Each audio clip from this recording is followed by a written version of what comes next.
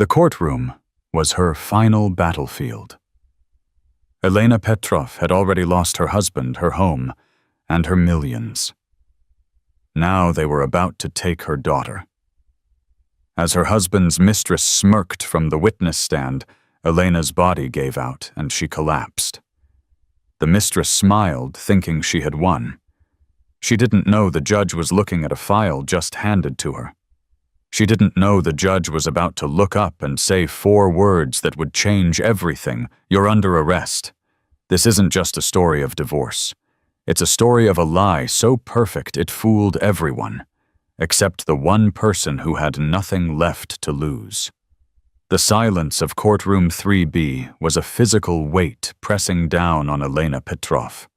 It was a sterile, suffocating silence, smelling faintly of old paper floor wax and the metallic tang of human anxiety. For 6 months, this room had been her personal hell. Today was the end. Elena sat bolt upright at the defendant's table, though in this case it was the respondent's table. In a high-stakes divorce, she felt every bit the criminal she was being painted as. Her knuckles were white, gripping the polished oak edge. She hadn't eaten in 36 hours, subsisting on stale coffee, and a primal fear that had hollowed out her stomach. She was a ghost, haunting her own life. Her suit, a charcoal gray wool that once felt powerful, now hung loosely on her depleted frame. Her blonde hair, which Matthew used to say captured the light, was pulled back in a severe, functional bun that did nothing to hide the dark, bruised circles under her eyes. Across the aisle, they sat. Her husband, soon-to-be ex-husband, Matthew Petrov, and his associate. Matthew was the picture of corporate success. His suit was a custom-tailored Tom Ford dark navy, projecting stability and control. He stared straight ahead, his profile like a Roman coin, handsome and utterly cold. He hadn't made eye contact with Elena in 82 days, she had counted. Beside him, closer than his own lawyer, was Serafina Hayes. Serafina was everything Elena was not. She was vibrant, her dark hair a glossy curtain, her makeup impeccable.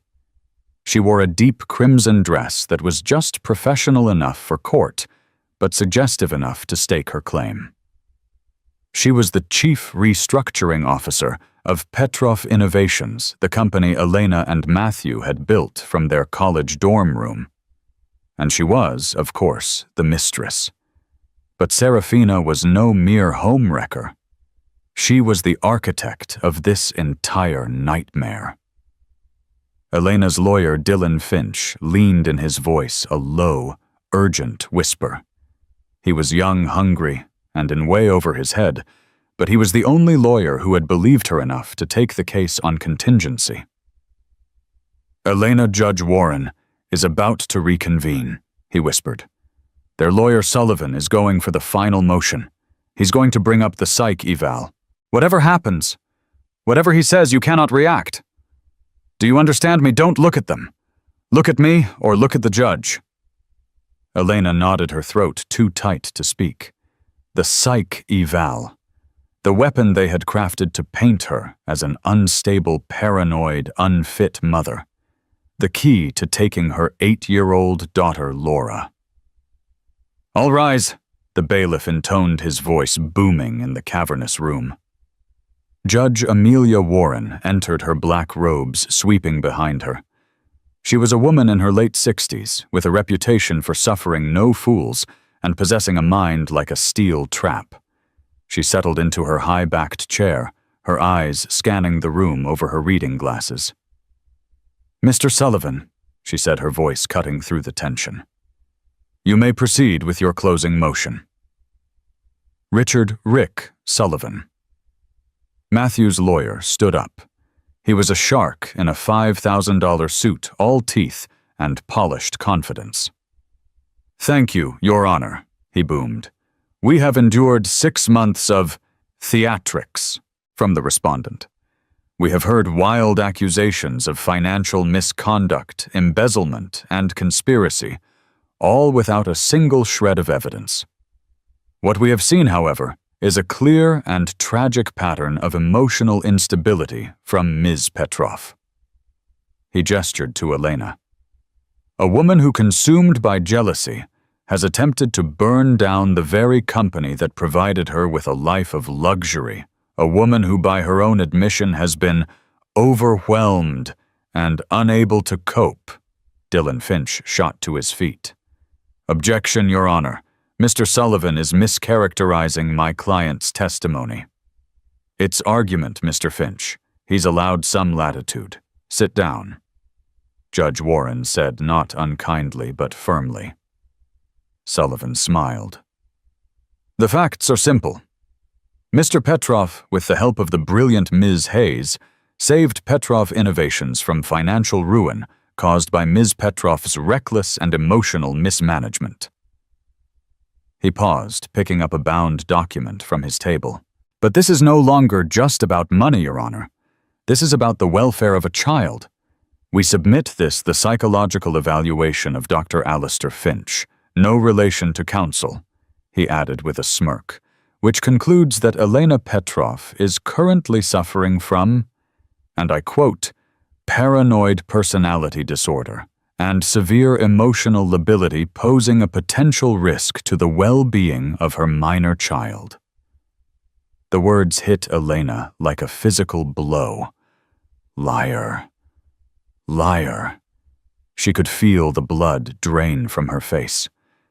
Therefore, Sullivan concluded, his voice resonating with false sympathy, we move that the court grant Mr. Petrov's petition, award him full and sole custody of Laura Petrov, and terminate Ms. Petrov's parental rights for the safety of the child.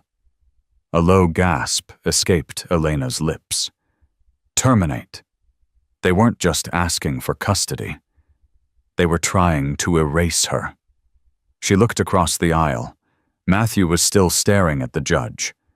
But Serafina turned her head and looked directly at Elena. And she smiled. It was not a triumphant smirk. It was a smile of pity, of condescension. It was the smile of a victor so assured of her win that she could afford to feel sorry for the loser. It was the smile that said, "You are nothing. You are done." That smile broke something inside Elena. The floor seemed to drop away. The room tilted, the fluorescent lights blurring into bright, painful streaks. The judge's face swam. Elena, Dylan Finch's voice sounded very far away. That's... Elena tried to stand. That's a lie. But the air was too thick. Her lungs wouldn't inflate. A black, crushing static filled her ears. She saw Dylan's panicked face as she pitched forward, her hand sliding off the table. Then silence. And darkness. Elena Petrov had fainted in court. It hadn't always been this way. 10 years ago, Petrov Innovations was just Elena and Matthew in a cramped apartment coding until 3 a.m., fueled by cheap pizza and a shared dream. Elena was the architect. Matthew was the salesman. She designed the revolutionary logistics algorithm, the Vanguard system, that could predict supply chain disruptions with 98% accuracy. He was the charismatic visionary who sold it to the world. They were a perfect team. He was the thunder. She was the lightning. Their marriage was a partnership built on late-night brainstorming sessions and a deep, abiding trust. When Laura was born, it felt like the final perfect piece. Elena had stepped back from full-time coding to raise Laura, but she never stepped away from the company. She sat on the board. She was the chief strategist, the one Matthew came to at midnight, tie undone, whispering, "Okay, Lena, I have a crazy idea, Talk me through it." The gilded cage was built so slowly she didn't even notice the bars. It started about 18 months ago. Matthew had just secured a massive Series C funding round valuing the company at $2 billion. He was on magazine covers. He was the Oracle of Austin. "We need to professionalize Lena," he told her over dinner at a restaurant so exclusive it didn't have a sign. "We're playing in the big leagues. I need a COO, a real heavy hitter to optimize operations." He hired Serafina Hayes. She came with a glowing resume from a top-tier consulting firm in New York. She was brilliant, ruthless, and spoke the language of optimization and synergy that had begun to replace the language of dreams in Matthew's vocabulary. At first, Elena was relieved. Serafina handled the logistics, freeing Elena to focus on Laura and new R&D. But Serafina's optimizations began to feel like isolations. First, Serafina migrated the company's financial servers to a new, more secure platform. Elena's board-level access credentials glitched. "Sorry, Elena," Serafina had said, her voice dripping with professional courtesy. "It's a new encryption. We'll get you a new login sorted out. The IT guys are just swamped." The new login never came. Then the board meetings were rescheduled. "A conflict with the new investors, Elena. Just a quick sync-up. We'll send you the minutes," Matthew would say, already halfway out the door. The minutes became vague, sanitized summaries. Elena, busy with Laura's school play and a new charity project, let it slide. She trusted her husband. The thought that he would intentionally lock her out of her own life was so monstrous her mind simply refused to entertain it. The betrayal, when it came, was not a quiet discovery. It was an explosion. Elena had been planning a surprise 40th birthday trip for Matthew to Tuscany. She used their household credit card, the one they'd had for 15 years, to book the villa. Declined. She frowned. She tried again. Declined. She called the bank. A polite, nervous young man put her on hold for 10 minutes. I'm sorry, Mrs. Petrov," he finally stammered. "This account was closed, 3 months ago.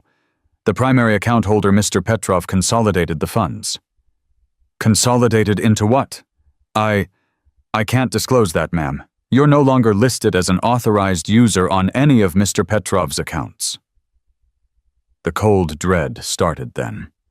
She drove to the office, a sleek glass tower in downtown Austin. Her keycard, which used to open the executive elevator, beeped red. Access denied. She had to go to the front desk like a visitor.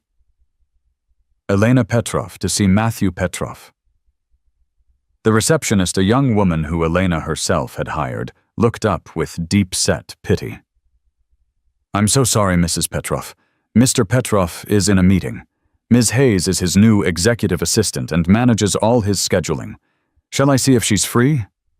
Serafina. Elena didn't wait. She pushed past the security turnstile, triggering an alarm, and stormed into the executive elevator, jamming her old code in.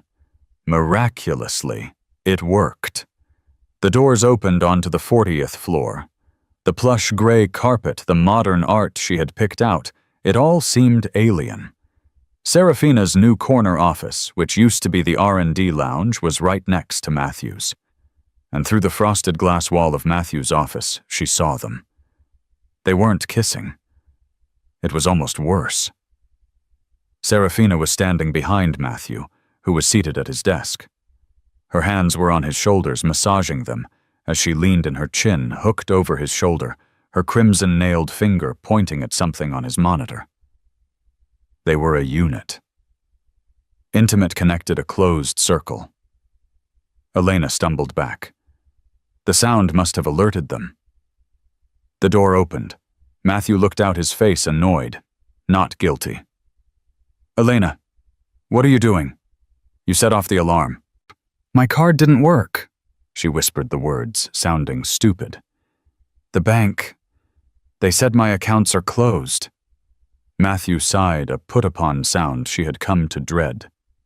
Elena, this isn't the time. We're in the middle of a major deal. Who is she? Elena asked, looking past him at Serafina, who was now standing arms crossed, the picture of calm authority. She's my COO, Elena, as you perfectly well know, Matthew said, stepping into the hallway, pulling the door closed behind him. And you're... Elena couldn't say the word. Matthew's face hardened. The annoyed husband was gone, replaced by the CEO. Serafina has been instrumental in protecting this company from your emotional, impulsive decisions. The spending was out of control. Lena, the charity project, the Tuscany trip, we are trying to run a business. My spending.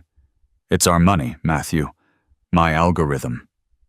The algorithm, he said, and this was the killing blow, was a college project. The company is a multi-billion-dollar entity that I and now Serafina manage.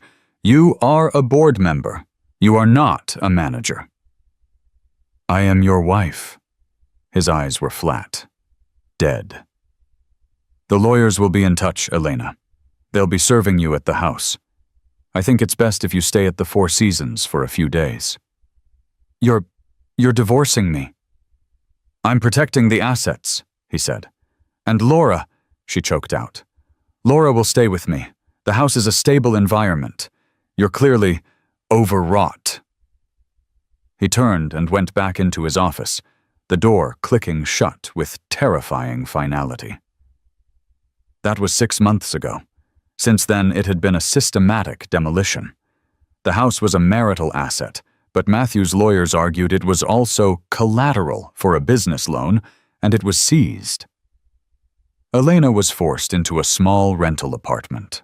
They produced evidence of her mismanagement, the charity donation which Matthew had co-signed, the cancelled Tuscany trip, her extravagant spending at the grocery store. It was all twisted, reframed. Simultaneously, Serafina published a glowing article in Forbes, How Petrov Innovations was saved by strategic restructuring, positioning herself as the company's savior and implicitly Elena as the liability. Elena was left with nothing but a young contingency fee lawyer and a deep burning conviction that she was being robbed. But the worst was the psych eval. Matthew's team had motioned for it, citing her erratic behavior, storming the office, and delusions, claiming Serafina was stealing from her. The court-appointed psychiatrist, Dr. Alistair Finch, had a 20-minute session with her. His report was a work of fiction full of diagnostic buzzwords: paranoid, unstable, lability. Elena knew with a sickening certainty that he had been paid. But she couldn't prove it, and now lying on a cold tile floor in an anteroom off the court, with a paramedic shining a light in her eyes, Elena knew she had lost. The faint was the final nail in her coffin. It was the proof they needed. She was the unstable woman they claimed she was. She had lost. Serafina had won. To understand the victory, you had to understand Serafina's performance. It had happened 2 days before the feint, and it was the masterpiece that had sealed Elena's fate. Serafina Hayes took the witness stand like an actress taking the stage. She was sworn in her voice, clear and calm. She wore a modest, high-necked navy blouse. She was the image of professional competence. Richard Sullivan. Matthew's lawyer handled her direct examination with a gentle paternal tone. Ms. Hayes, could you please describe for the court the state of Petrov Innovations when you were brought on as COO? Serafina clasped her hands in her lap. It was chaotic, she said, her voice tinged with professional regret. Mr. Petrov is a creative genius, But the company's back end was a shambles. There was no accountability, no clear P&L tracking. Spending was emotional, not strategic. Emotional spending. Can you give us an example? Certainly. Ms. Petrov, in her capacity as a board member, initiated a $5 million donation to a new unvetted children's art charity.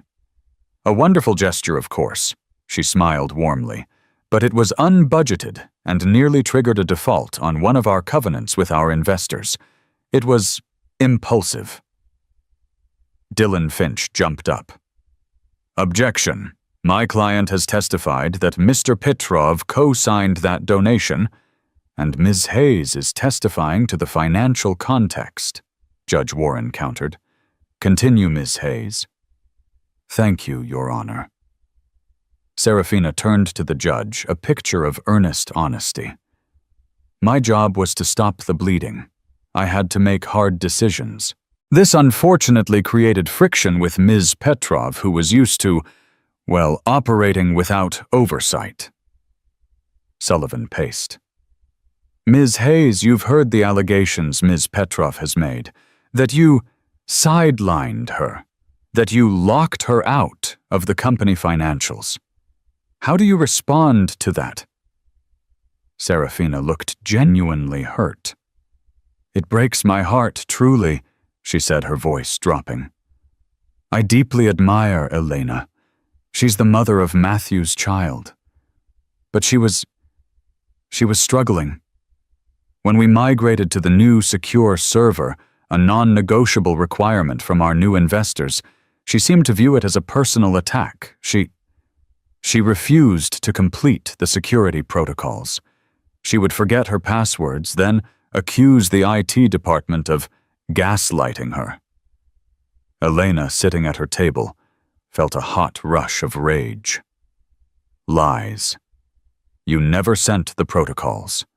And what about your personal relationship with Mr. Petrov?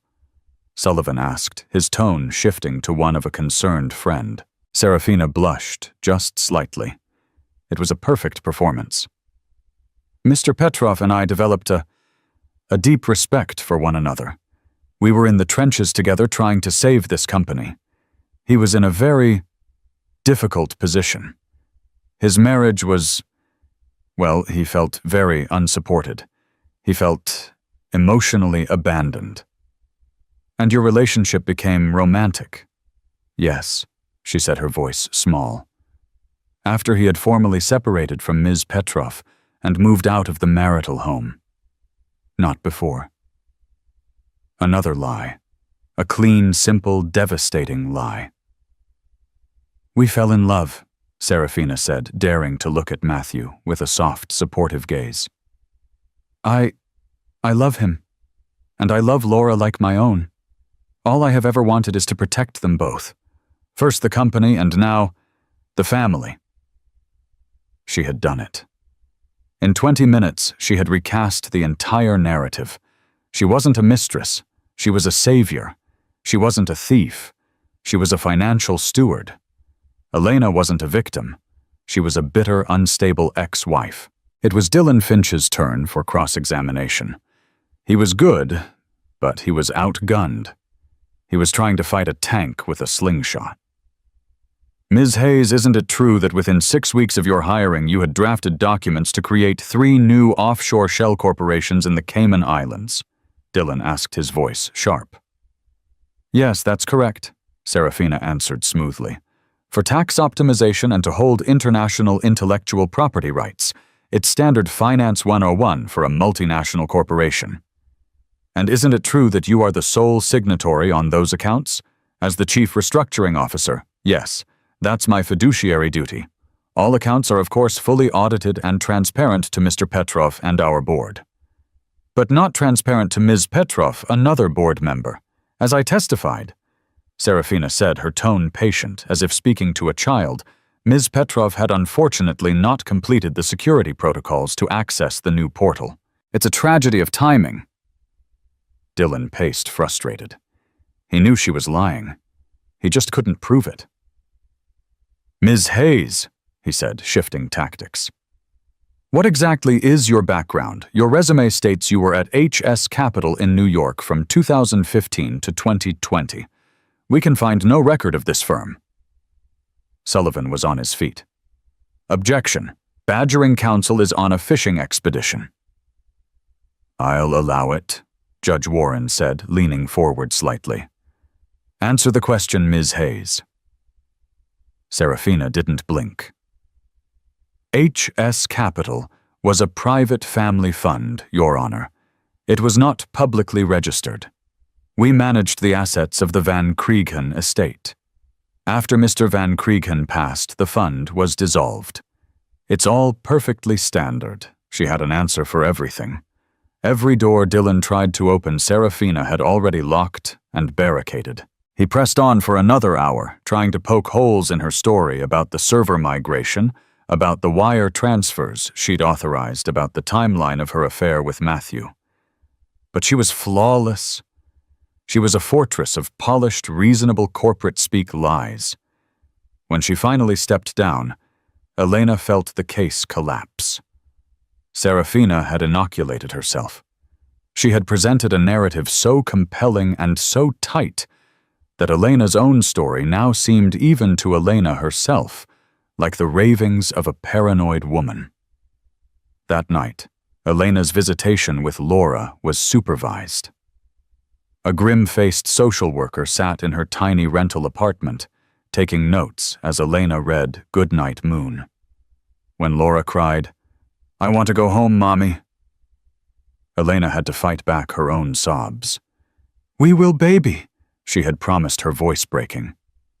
"We will." But as she sat in court 2 days later, listening to Sullivan read the unfit mother evaluation, she knew that promise was a lie. She knew Serafina's performance had cost her everything. When Elena came to, the first thing she felt was the cold floor. The second was a profound, crushing shame. "She's conscious," a gruff voice said. A paramedic was kneeling over her. "Elena, can you hear me?" It was Dylan Finch. His face was pale, his tie undone. "You fainted. We're in the anteroom." Elena tried to sit up, but the paramedic gently pushed her back down. "Just stay down for a moment, ma'am. Your blood pressure is all over the place." "What happened?" Elena whispered, the shame burning hot in her throat. "What did the judge say?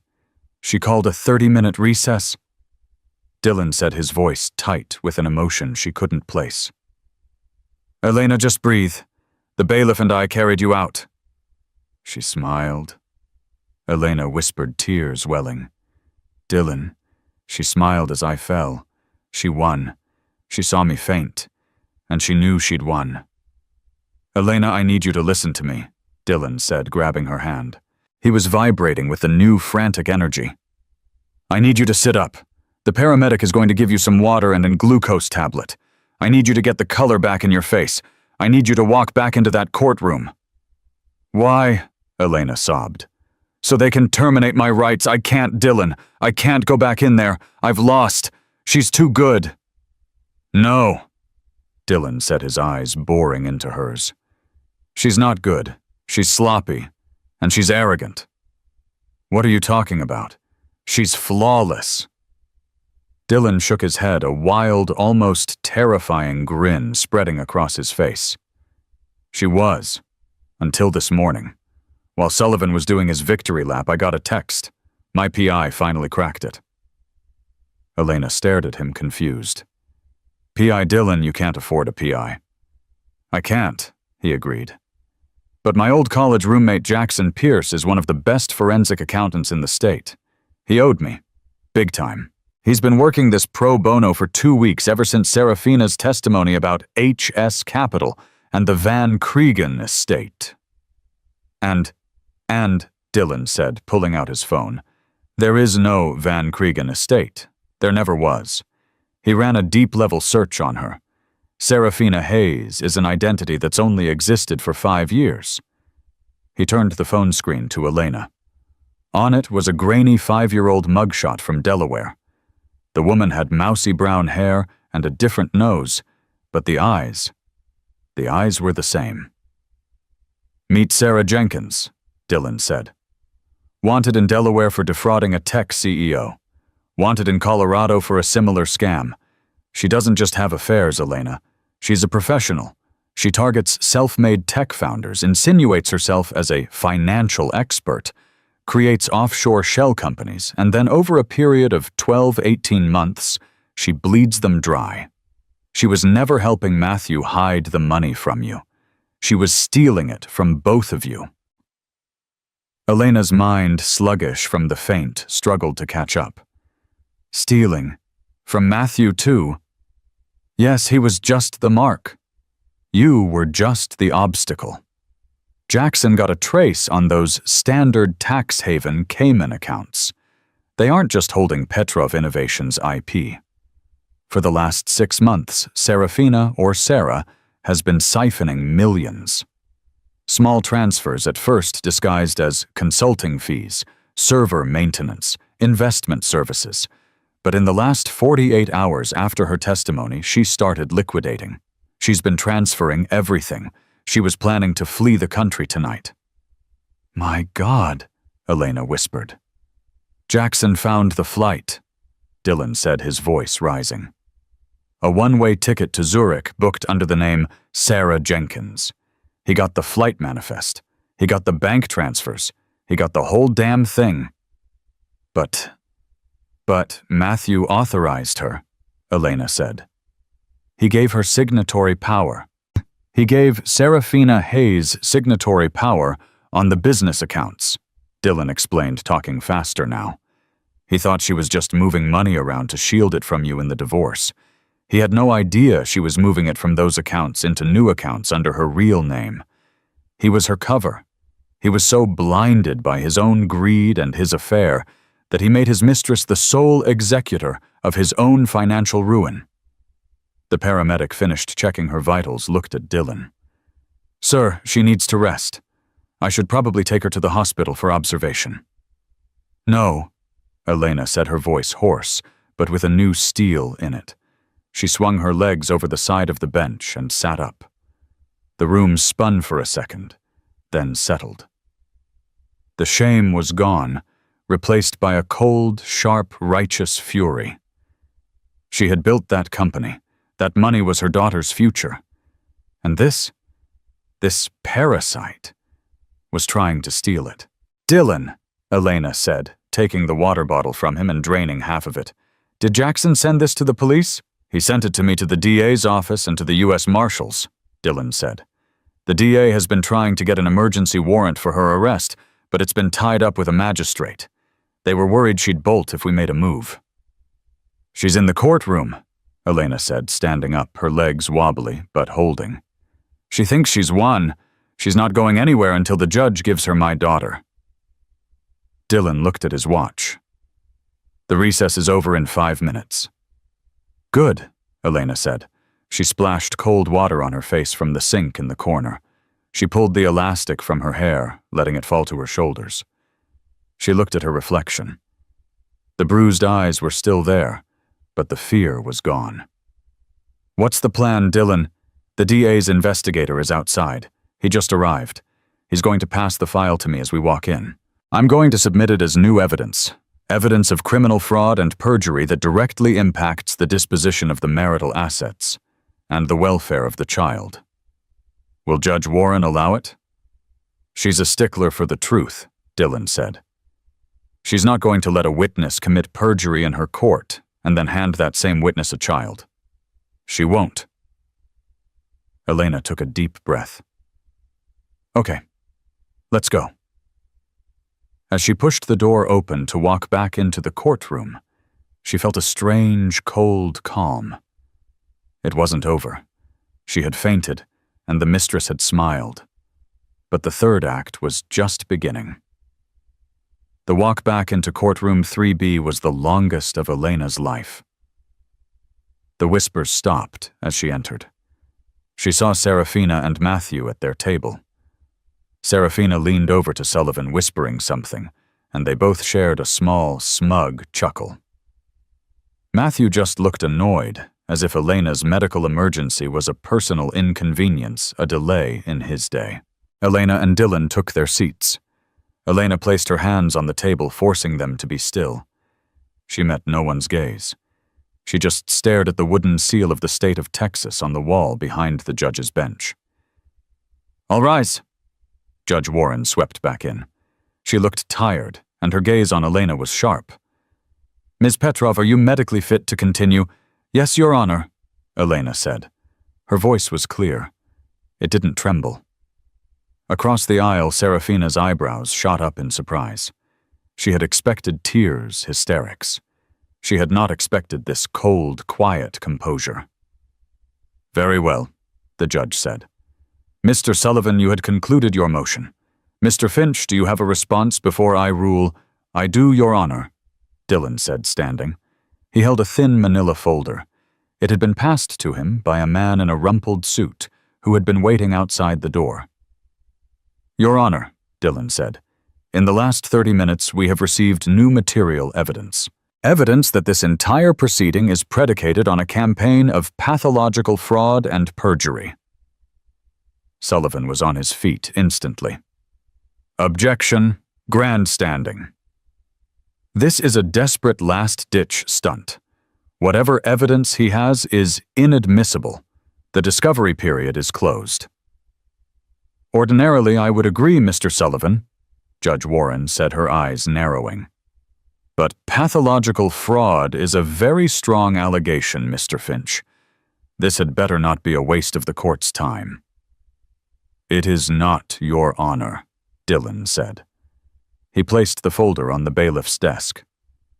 "This evidence proves that the witness, Ms. Serafina Hayes, has perjured herself multiple times. It proves she is currently at this moment in the process of liquidating 100% of Petrov Innovations' assets into foreign accounts under a stolen identity. It proves she is, in fact, a fugitive from justice named Sarah Jenkins." The silence in the courtroom was absolute. Elena watched them. Matthew went rigid, his head snapping to look at Dylan. He looked confused, not angry. "Serafina." She went perfectly, terrifyingly still. Her smile was gone, frozen in place. She looked like a marble statue. "Mr. Sullivan," the judge said, her voice dangerously quiet. "Do you have a response to that?" Sullivan scoffed, but his bravado was faltering. "Your Honor, it's absurd, Sarah Jenkins. Stolen identity. This is the very paranoia Dr. Finch's evaluation warned about. Mr. Finch is maligning a respected financial professional." Serafina leaned forward and whispered furiously in Sullivan's ear. He nodded, his confidence returning. "Your Honor, my client, Ms. Hayes, informs me this is a ridiculous slander. She is who she says she is. She has never heard of a Sarah Jenkins. This is a pathetic, desperate attempt to smear her reputation." "Then she will have no objection," Dylan countered smoothly to the judge examining the evidence, while Judge Warren held out her hand. "Bailiff, give me the file." She opened it. The courtroom watched as the judge, a woman famous for her impartiality, read. They couldn't see the documents, but they could see her face. Her eyebrows climbed her forehead. She put on her reading glasses, leaning closer. Her lips pressed into a thin white line. She read for 3 full minutes. When she was done, she carefully squared the papers and placed them on her desk. She did not look at Dylan. She did not look at Elena. She looked directly at Serafina Hayes. "Ms. Hayes," the judge said, her voice like cracking ice. "A moment ago, you informed your counsel that you have never heard the name Sarah Jenkins. Is that correct?" Serafina stood up. Her voice was tight, but she was still playing the part. "Yes, Your Honor. I have no idea who that is. This is insane." "Then can you explain this?" The judge held up a piece of paper. It was the flight manifest. "This is a one-way ticket for Swiss Air Flight 88, Departing Austin Bergstrom tonight at 9:15 p.m., destination Zurich. It was booked 3 days ago. The name on the ticket is Sarah Jenkins. The credit card used to book it, however, is an American Express issued to Serafina Hayes. The blood drained from Serafina's face. She was no longer a statue. She was a cornered animal. I don't know, she stammered. That's not possible. My card must have been stolen. Stolen, the judge repeated. Then perhaps you can explain these. She held up another sheaf of papers. These are wire transfer authorizations from the Petrov Innovations Cayman Holding account. Over the last 48 hours, they document the movement of, let's see, $94 million. $94 million transferred to a numbered Swiss account, an account that, according to the U.S. Marshals who are also investigating you, Ms. Hayes, is controlled by one Sarah Jenkins. Matthew Petrov made a sound, a choked-off gasp. 94. He grabbed his own lawyer's arm. Rick, what is she talking about? The Cayman account was just for the IP. It only had 10 million. You told me it was just tax optimization, Sullivan sputtered, looking at Serafina, the blood draining from his own face as he realized his client had lied to him, had made him an unwitting accomplice to the fraud. Silence, Judge Warren barked. Her gavel slammed down, the sound echoing like a gunshot. Ms. Hayes, the judge continued, her voice lethal. These wire transfers required a two-step authentication, a password and a digital signature key. According to Mr. Petrov's reaction, he clearly didn't authorize them. But you did, as sole signatory. You used your digital key, which I am willing to bet is currently on your laptop, in that designer bag right next to you. Serafina's eyes darted to her bag. It was a fatal, telling glance. I was protecting the assets. Serafina tried, her voice rising to a shrill panic. From Elena. She was trying to seize them. I was moving them for safekeeping. Matthew knew. He knew. Did you, Mr. Petrov, the judge asked, her gaze slicing into him. Did you know that your associate was transferring $94 million of your company's money into a Swiss bank account under a false name? Matthew Petrov looked like he had been struck by lightning. He looked from the judge to Serafina, his mind finally putting the pieces together. The love, the support, the us against the world narrative, it was all a lie. He wasn't her partner. He was her mark. No, he whispered, shaking his head. No, she said, Serafina, you told me it was just... You told me. You idiot! Serafina shrieked, her mask of cool sophistication completely gone, replaced by the raw, ugly face of a common thief. You deserved it, both of you. You with your ego and her, she spat, pointing at Elena. With her nothingness. I built that, I saved it. It was my money. That, Judge Warren said, is a confession, and it is perjury.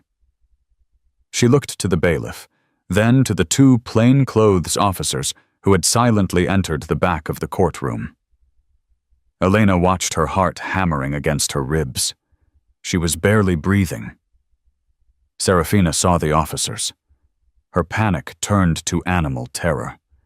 She grabbed her laptop bag and made a break for the side door. Bailiff, stop her, the judge commanded. The bailiff, a large, heavy-set man, moved with surprising speed, blocking her path. She tried to double back, but the two officers were already there.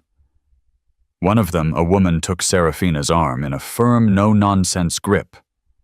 Let go of me, Serafina screamed. You can't do this. I have rights. Judge Warren stood up, her full height, radiating an authority that dwarfed everyone in the room. The courtroom was dead silent. Elena looked at Serafina, who was now pinned, her crimson dress twisted, her perfect hair a mess. Then the judge spoke the words. Serafina Hayes, also known as Sarah Jenkins. Judge Warren declared, her voice ringing with the cold, clear finality of absolute justice. You are under arrest for suspicion of wire fraud, identity theft, and multiple counts of perjury in my courtroom. The click of the handcuffs was the loudest sound Elena had ever heard. Serafina didn't just get arrested. She imploded. The moment the cold steel touched her wrist, the fight drained out of her, replaced by a torrent of vitriolic rage. You'll regret this, she screamed, her head twisting, her eyes finding Matthew. You weak, pathetic fool, I did everything I made you, and you… Her gaze shifted to Elena. You think you've won. He'll never love you. He's empty. You've won an empty, broken man. Ms. Hayes, you have the right to remain silent. I strongly suggest you use it, the arresting officer said, pulling her firmly toward the exit. He'll be bankrupt by morning, she shrieked, a last parting shot. I already liquidated everything. You're both broke. I still win. I win. And then she was gone, dragged out the side door, her screams echoing down the marble hallway until they were finally cut off by a heavy door closing. The courtroom was left in a state of stunned, reverberating shock. Richard Sullivan, Matthew's lawyer, had collapsed into his chair. His face was ashen. His career, built on representing the rich and powerful, was now linked to a high-profile, catastrophic fraud. He was looking at his client, Matthew, with a mixture of pity and absolute disgust. Matthew Petrov was completely broken. He was staring at the door where Serafina had disappeared. He wasn't just a man who had been conned. He was a man who had just watched his entire self-image shatter.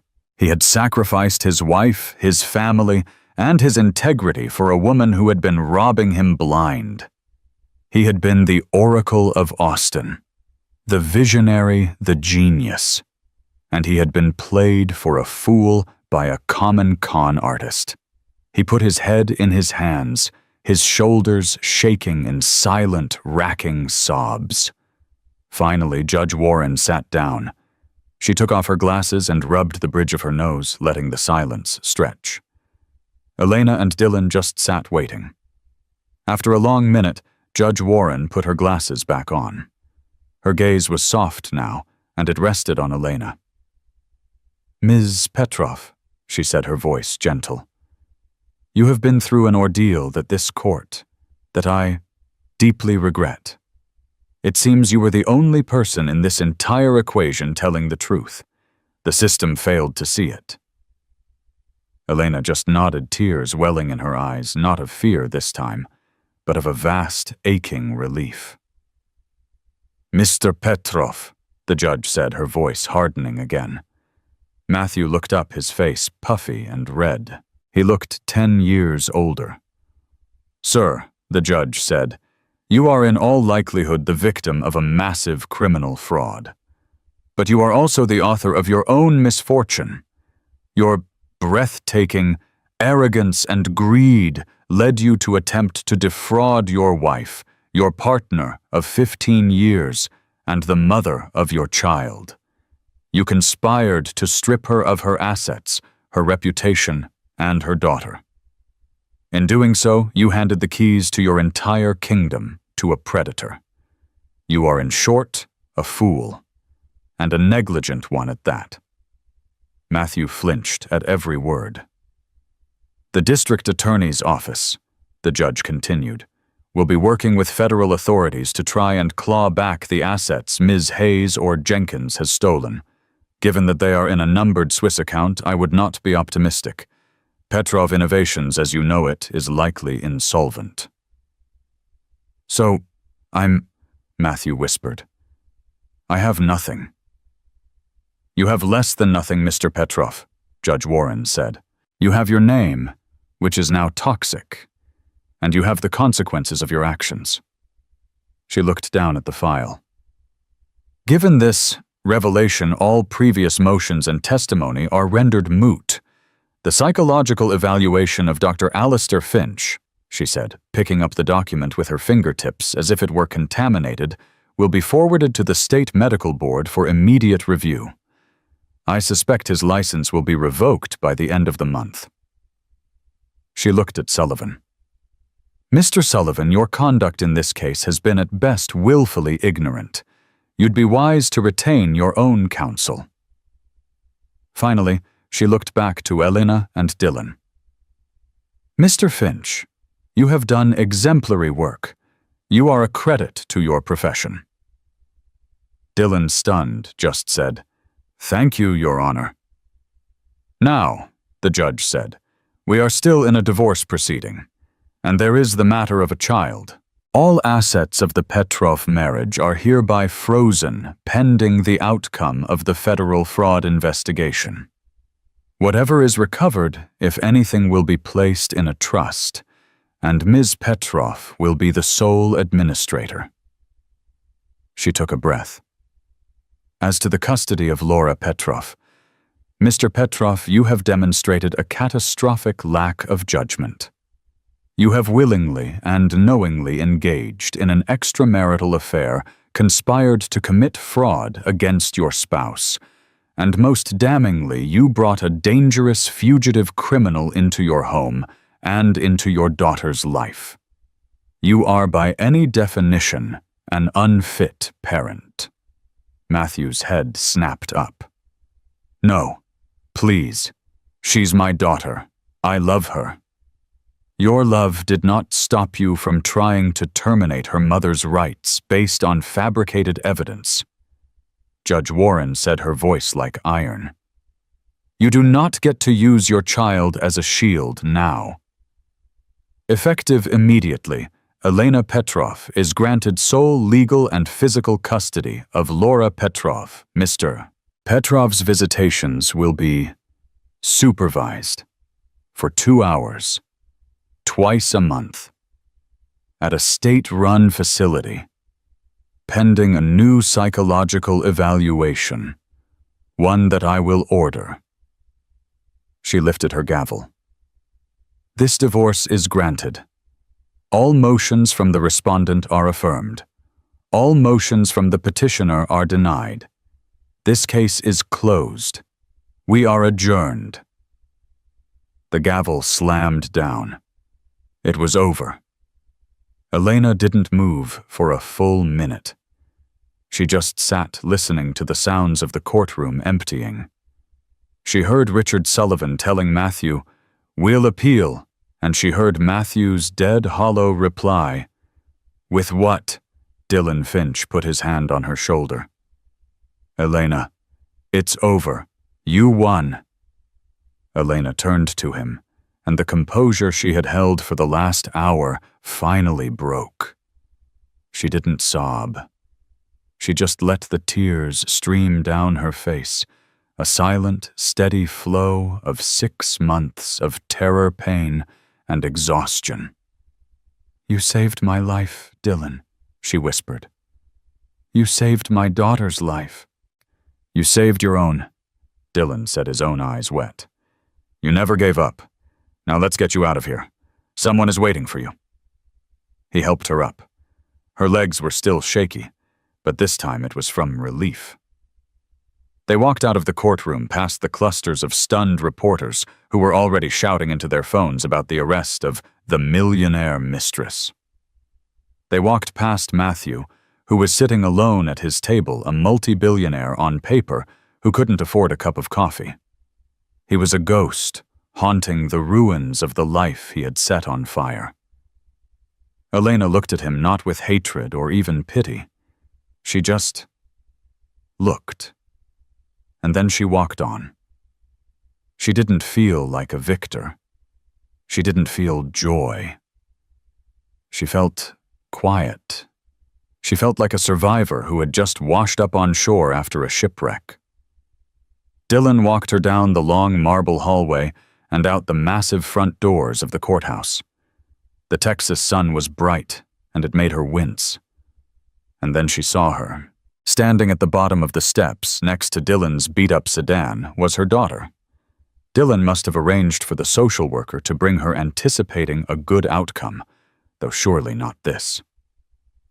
Laura, her dark hair in pigtails, saw her. Her face, which had been anxious and small, exploded with light. "Mommy!" She broke free from the social worker and sprinted up the steps. Elena stumbled down to meet her, dropping to her knees on the hard stone. Laura slammed into her chest, her small arms wrapping around Elena's neck so tightly it hurt. "Mommy, mommy, mommy," Laura chanted, burying her face in Elena's hair.